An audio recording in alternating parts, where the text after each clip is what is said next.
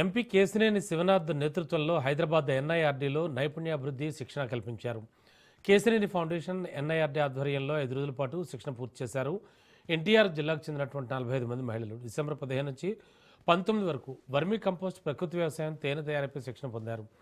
శిక్షణ పూర్తి చేసిన 45 మంది మహిళలకు సర్టిఫికెట్లు ప్రదానం చేశారు కేశినేని జానకి లక్ష్మి.